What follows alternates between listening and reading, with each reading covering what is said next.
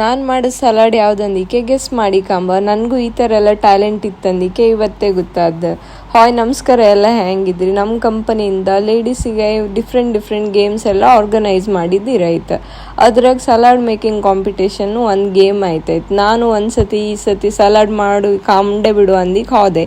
ಮೊದಲೇ ನಾನು ಸಲಾಡ್ ಮಾಡಿದ್ರೆ ಫೇಮಸ್ ಅಲ್ಲ, ನಿಮಗೆಲ್ಲ ಗೊತ್ತಿತ್ತು. ನಮ್ಮ ಗ್ರೂಪರಿಗೆಲ್ಲ ನಾನು ಮಾಡೋ ಸಲಾಡ್ ಅಂದ್ರೆ ಮಸ್ತ್ ಫೇವ್ರೇಟ್. ವೆಜ್ಜೀಸ್ ಇಂಗ್ರೀಡಿಯೆಂಟ್ಸ್ ಎಲ್ಲ ಅವರೇ ಕೊಟ್ಟಿರು. ನಮ್ದು ಎಂಥ ಕೆಲಸ ಇಲ್ಲ, ಚಾಪ್ ಮಾಡಿ ಸಲಾಡ್ ಮಾಡ್ರೆ ಆಯ್ತು.